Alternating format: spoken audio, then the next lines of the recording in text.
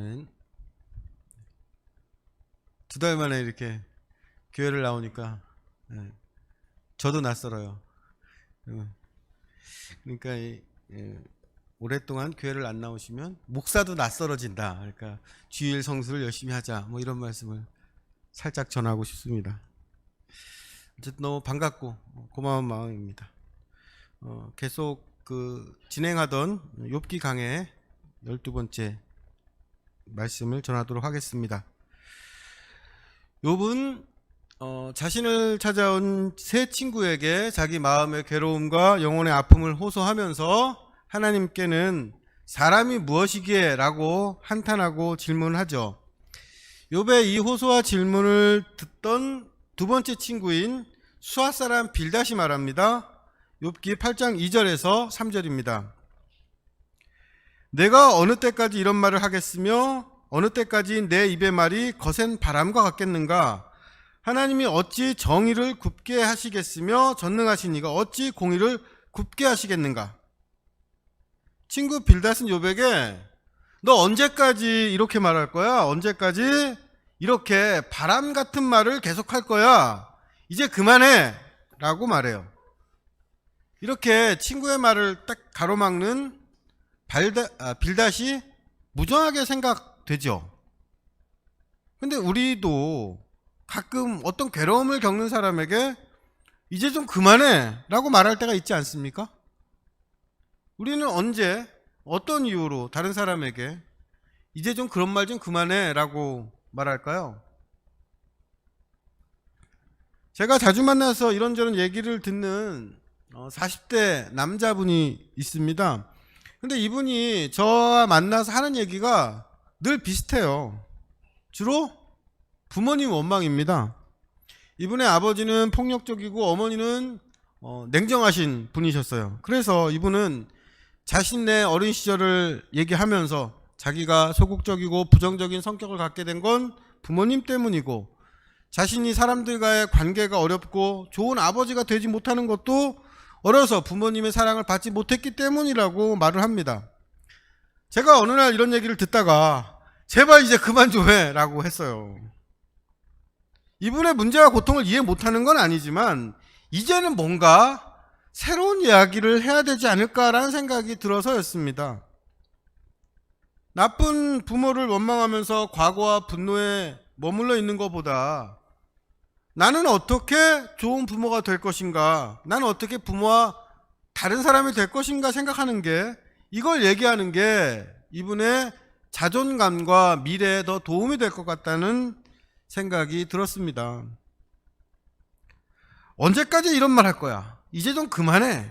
이 말은 네 얘기 정말 지겹다, 듣고 싶지 않다, 이런 부정적인 의미일 수도 있지만 또 한편으로는 과거에서 벗어나서 좀 희망적인 얘기를 하자는 긍정적인 제안일 수도 있습니다. 욥에게 어느 때까지 이런 말 할 거야? 라고 말하는 친구 빌닷은 어떤 마음이었을까요?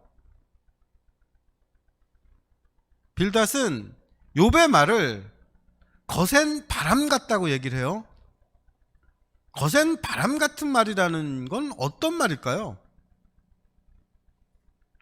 성경에서 바람은 흥분, 헛됨, 파괴 이런 걸 상징합니다. 우리 말 표현에도 화가 나고 답답해서 숨을 거칠게 쉬는 걸 씩씩거린다 이렇게 표현하죠. 욥은 차분하고 논리적으로 말하기보다는 감정이 격해져서 하나님을 원망하면서 애타게 부르짖고 한탄합니다. 그런데 빌닷은 이런 거센 바람 같은 말은 감정적인 말, 답이 없는 헛된 말 계속하면 욥 자신뿐 아니라 다른 사람에게도 나쁜 영향을 주는 파괴적인 말이라고 생각해요. 그래서 거센 바람 같은 말 이제 그만두고 차분하고 긍정적인 얘기를 해보자고 제안하는 겁니다. 빌닷은 지금 욥에게 필요한 말은 거센 바람 같은 말이 아니라 하나님께 희망을 두는 긍정적인 말이라고 생각합니다. 그래서 하나님께 욥이 희망을 둘 수 있는 근거를 얘기해요. 그건 하나님께서 정의롭고 공의로운 분이라는 믿음입니다. 빌닷은 욥에게 하나님의 정의와 공의를 강조하죠. 하나님은 이 땅에 정의와 공의를 곧게 펼치시는 분이고 구분권은 언제든지 바르게 펴실 수 있는 전능하신 분이기 때문에 욥이 흥분을 가라앉히고 정의와 공의 하나님을 믿으면 욥은 다시 회복되고 미래의 희망이 생길 거다. 이게 빌닷이 확신하는 것입니다. 이런 빌닷의 확신이 그 다음 구절로 이어지죠. 8장 4절에서 7절입니다. 내 자녀들이 주께 죄를 지었으므로 주께서 그들을 그 죄에 벌어두셨나니 내가 만일 하나님을 찾으면 전능하신 이에게 간구하고 또 청결하고 정직하면 반드시 너를 돌보시고 내 의로운 처소를 평안하게 하실 것이라. 내 시작은 미약하였으나 내 나중은 심히 창대하리라.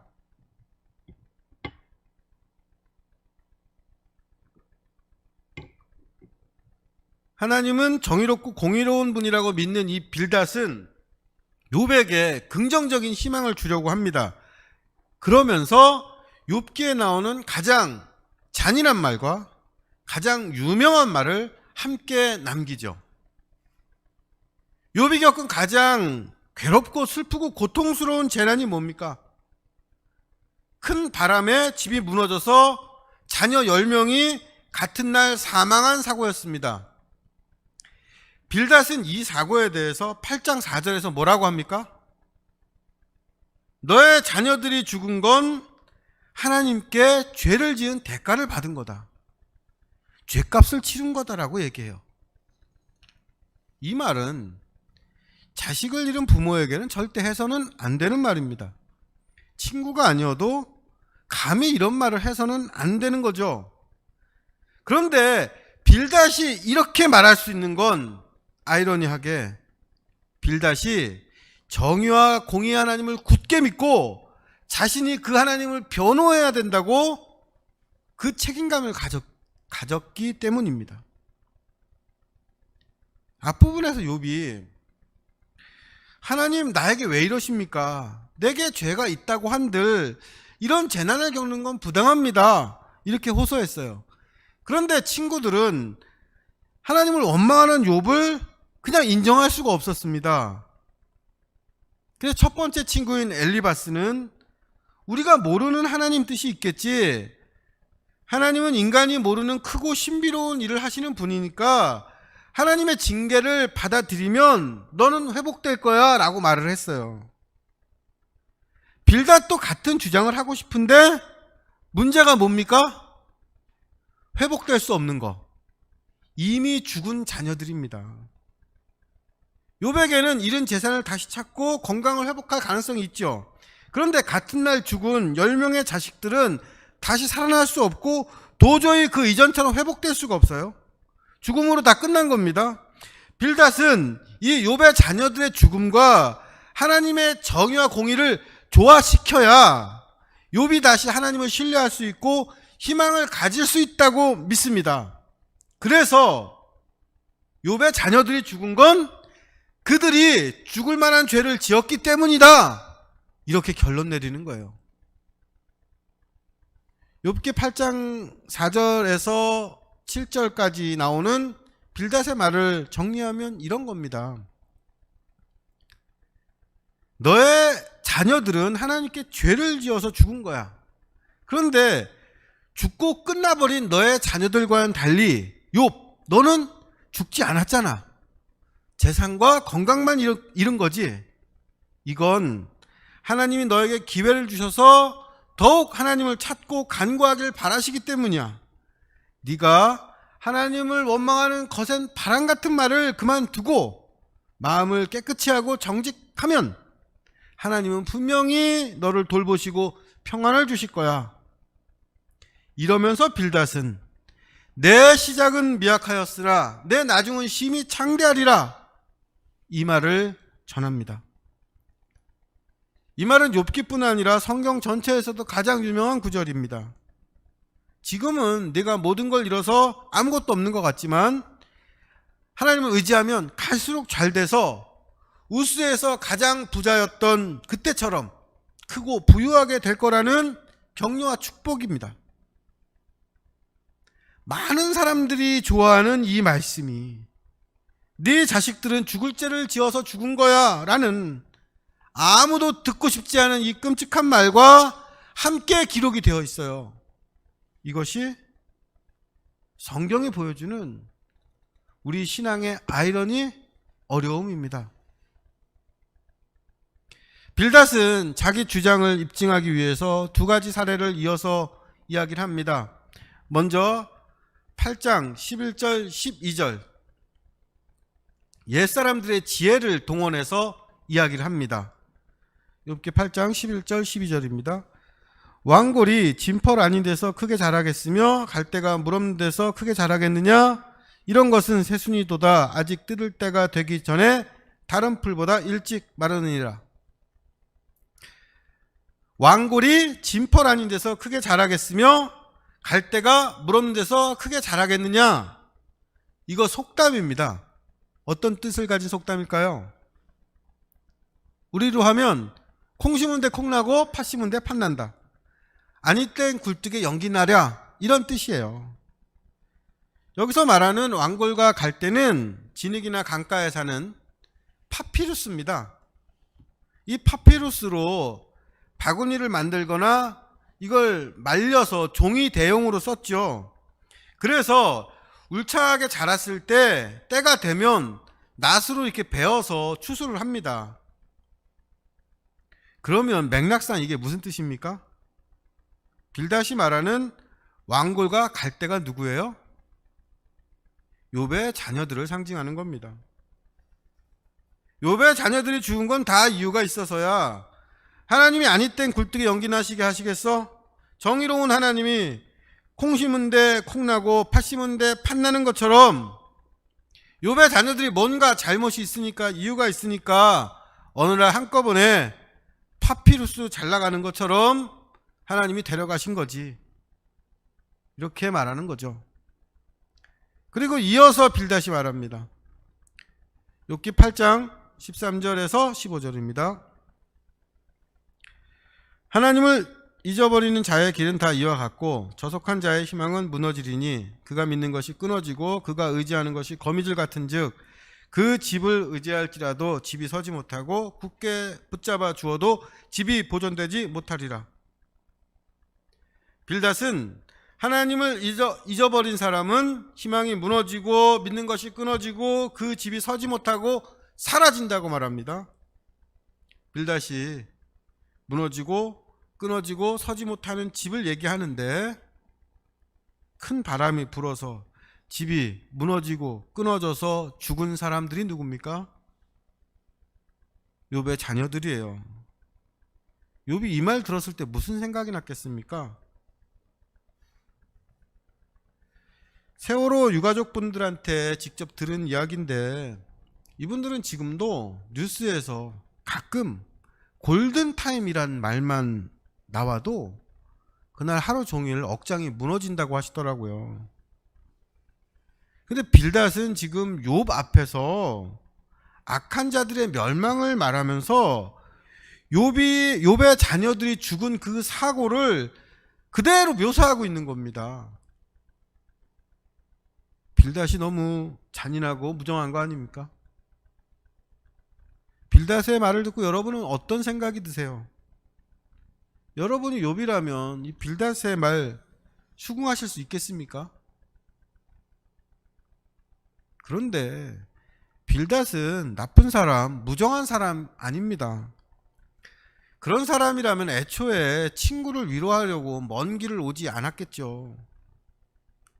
빌닷은 하나님의 정의와 공의를 굳게 믿는 아주 독실한 신앙인이에요. 빌닷은 하나님은 구분 일을 하지 않는 분이기 때문에 이 땅에서 벌어지는 잘못되고 비극적인 일은 하나님의 잘못이 아니라 죄의 결과로 해석을 합니다. 이런 빌닷에게는 흑과 백이 분명하고 회색지대가 없어요. 그래서 욥의 자녀 10명을 죄인으로 단정하고 그들의 죽음을 하나님의 정의와 공의라고 쉽게 말할 수 있는 겁니다. 이런 독실한 친구의 그 신앙이 욥에게는 마음을 찌르는 칼 같았겠죠. 우리가 잘 아는 나다나엘 호돈의 주홍글자라는 소설이 있죠. 이 소설 맨 앞부분에 이제 성자로 인정받는 앤 허치슨이라는 구절이 나와요. 이 앤 허치슨은 실존 인물입니다. 영국의 이 청교도들이 1630년에 종교의 자유를 찾아서 미국 동부로 이주를 해서 매사추세츠 지역에 정착을 했죠. 이 매사추세츠 지역에 정착한 사람들이 목사를 양성하기 위해서 만든 학교가 하버드 대학입니다. 앤 허치슨은 초기에 이 지역에 이주했던 300명 중에 한 사람으로 신앙심이 깊고 총명한 여인이었습니다. 앤 허치슨 부인은 조산술과 산부인과 의술을 배워서 많은 여성들에게 도움을 주었고 또 성경을 열심히 연구해서 집에서 여성들을 모아놓고 말씀을 전했습니다. 그런데 이분의 설교가 너무 좋다고 소문이 나서 가정예배에 모이는 사람들이 점점 늘어난 거예요. 그러니까 남자 목사들이 이 허친슨 부인을 경계하기 시작했고 결국은 성경이 전한 여성의 본분을 어겼다는 제목으로 설교를 하지 못하도록 앤 허치슨 부인을 재판에 넘겼습니다. 신앙의 자유를 찾아서 신대륙까지 온 사람들인데 그 신앙의 자유를 여자들에겐 허락하기 싫었던 거죠. 재판을 받게 되는 이 허치슨 부인은 자신의 신앙과 양심을 지키면서 잘못을 인정하지 않았고 결국 교회의 파문과 추방 판결을 받고 가족들과 함께 이 지역에서 쫓겨났어요. 쫓겨난 허치슨 부인의 가족은 포츠머스라는 미개척 지역으로 이사를 했고 이사한 뒤 얼마 뒤에 남편이 병으로 죽고 또 그 다음에 원주민 인디언들의 습격을 받아서 이 허치슨 부인과 자녀 6명이 같은 날 죽음을 당했습니다. 허치슨 부인과 가족들이 비참하게 죽은 이 사건을 두고 하버드 대학 나온 정통파 목사들이 어떤 해석을 했을까요? 하나님이 심판하셨다. 하나님의 뜻을 저버려서 하나님이 그들을 죽이신 거다 했습니다. 허치슨 부인 가족을 안전한 울타리 밖으로 몰아낸 자신들의 잘못이라고는 눈꼽만큼도 생각하지 않았어요. 그래서 허치슨 부인 가족의 죽음을 계기로 법을 고쳐서 여성을 더 엄격하게 통제했고 교회 밖에서 사적인 모임을 하거나 목사를 비방하면 즉시 처벌하고 추방할 수 있는 법을 만들었습니다. 그 결과 종교의 자유를 찾아온 이 공동체는 날이 갈수록 더 억압적이고 배타적인 곳이 되었습니다. 이런 청교도 사회를 비판한 게 바로 주홍글씨죠. 청교도의 후예였던 나다나엘 호도는 이 소설 맨 앞부분에 이제는 성자로 인정받는 앤 허치슨이라는 구절로 이 허치슨 부인을 기념하고 또 용서를 구했던 겁니다. 욥기에 나오는 빌닷과 미국의 청교도 목사들은 독실한 신앙이라는 공통점이 있습니다.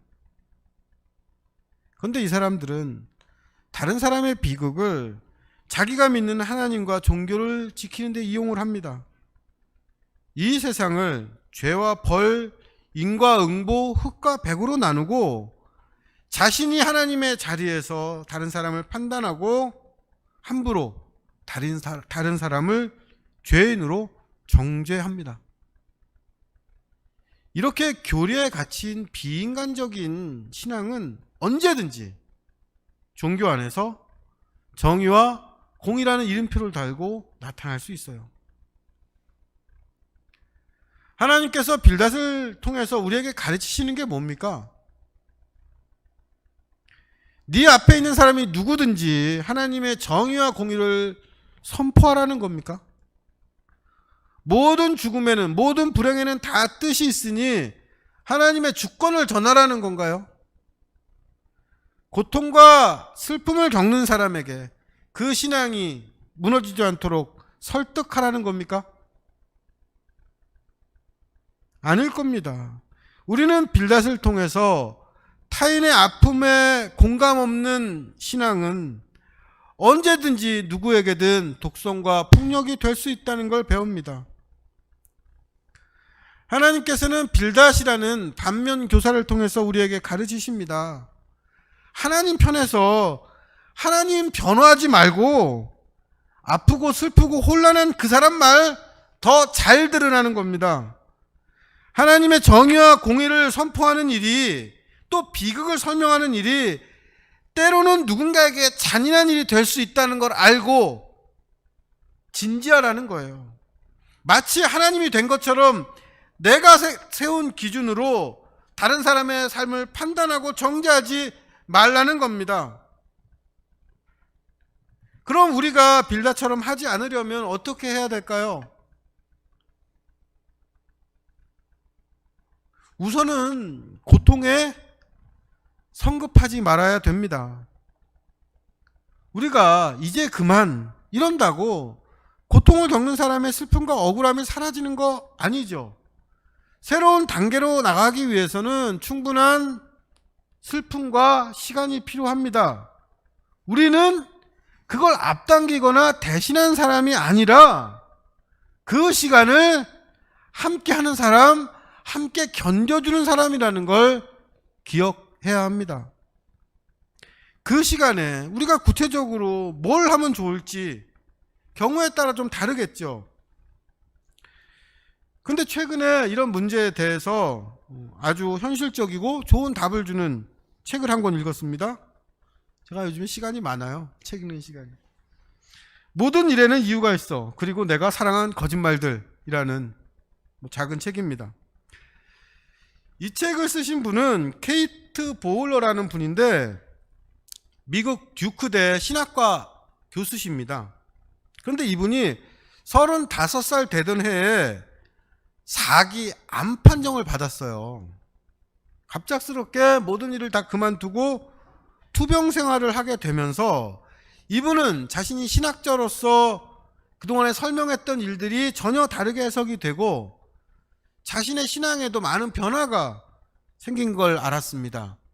이걸 기록한 책이 바로 이 책인데 이 책 이 뒷부분 부록에 자신이 암 환자로 들었던 많은 말 중에서 정말 듣기 힘들었던 말과 듣고 힘이 됐던 말들을 이렇게 정리해 놨어요.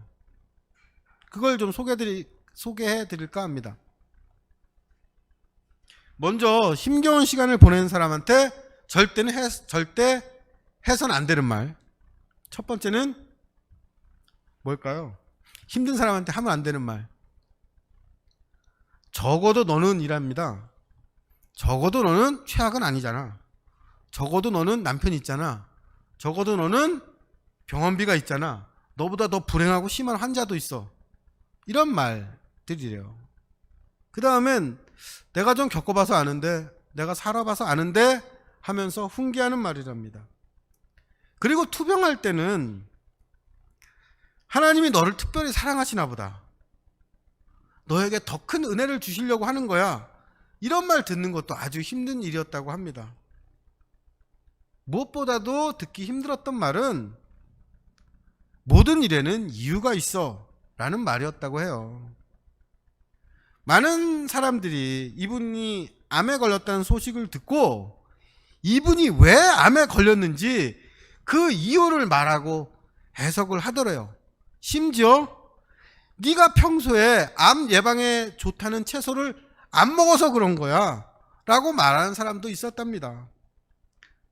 누가 시키지 않아도 불행의 이유를 가장 먼저 생각하고 낙심하는데 이런 당사자를 두고 사람들은 그 사람의 불행을 해부하는 거죠. 그런 말은 절대 해서는 안 되는 말인 거죠. 그럼 듣고 힘이 났던 말은 어떤 말이 있을까요? 첫 번째는 이번 주에 먹을 거 싸가고 싶은데 라는 말이었대요. 전에 내가 만든 호두파이 맛있게 먹었었지? 이번에 호두파이 만들었는데 싸가지고 갈까? 누군가가 정성을 다해서 만들어준 이 선물은 늘 힘이 되었다고 합니다. 그 다음에 너는 아름다운 사람이야. 나는 너와 같은 편이야. 힘들었지? 이런 말도 힘이 되었다고 해요. 그런데 투병 중에 경험했던 최고의 위로는 한 번 안아줘도 될까? 하면서 친구가 따뜻하게 안아주었던 순간이라고 합니다. 아무 말 없이 그냥 안아주어도 전해지는 진심이 있기 때문에 살아갈 힘을 얻은 거죠. 누군가 고통을 겪는 사람이 있으면 해석하지 말고 훈계하지 말고 이유를 묻지 말고 그냥 꼭 안아만 줘도 되는 겁니다. 그런데 그리스도인에게는 한 가지 더 할 일이 있습니다.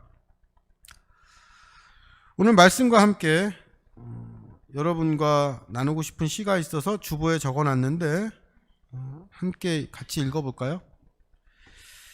강현덕 시인의 기도실이란 시예요.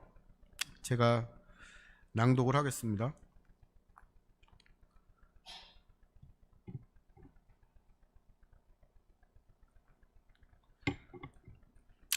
울려고 갔다가 울지 못한 날 있었다. 앞서온 슬픔에 내 슬픔은 밀려나고 그 여자 들썩이던 어깨에 내 눈물까지 주고 온 날. 이 짧은 시인데 이 시에는 시인이 경험한 어떤 사건이 담겨져 있습니다. 시인이 어느 날 속상하고 답답한 일이 있어서 기도실에 갔어요. 근데 그 기도실에 나보다 먼저 와서 울고 있는 사람이 있는 겁니다. 나도 실컷 울고 싶어서 간 건데 내가 큰 소리 내서 울면 앞에서 울던 그 사람이 민망해서 기도와 눈물을 멈출까봐 어깨를 들썩이면서 우는 그 사람을 보면서 조용히 기도해요. 무슨 기도였을까요? 나도 너무 울고 싶은 일이 있어요. 답답한 일이 있어요. 내 문제 좀 해결해 주세요. 이런 기도가 아니라 내 앞에 울고 있는 저 사람 기도 좀 꼭 들어주세요 라는 기도입니다. 모르는 사람이지만 나보다 더 큰 서름이 있는 것 같은 그 사람을 위해서 기도할 수 있는 사람, 들썩이는 다른 사람의 어깨를 보면서 내 눈물까지 줄 수 있는 사람이 그리스도인이죠. 우리는 하나님 편에서 판단하는 사람이 아니라 하나님을 대신해서 함께 슬퍼해 주는 사람입니다. 고통받는 사람을 훈계하는 사람이 아니라 고통받는 사람을 위해서 기도하는 사람이에요. 그런데 이런 사람들은 이게 진리다, 내가 분명하다, 이게 하나님의 뜻이 확실하다, 이렇게 자신 있게 말하는 사람들에 비해서 힘이 없고 세력이 약합니다. 문제에 분명한 답을 못 주고 교리적인 판단도 불분명하고 속 시원한 해결책을 마련해 주기 못하기 때문이에요. 하지만 욥기는 빌닷을 통해서 우리에게 가르칩니다. 교리보다 사랑이 먼저고 훈계보다 기도가 필요하다는 겁니다. 빌닷 같은 기독교에 상처 입은 사람들이 있습니다. 이런 사람들을 안아주고 기도하는 우리 주사랑교회와 성도 되기를 기대합니다. 또 우리가 다른 사람들에게 베푼 사랑과 기도를 하나님께서 우리에게도 베풀어 주시기를 바라고 간구합니다. 말씀 마치고 함께 기도하겠습니다.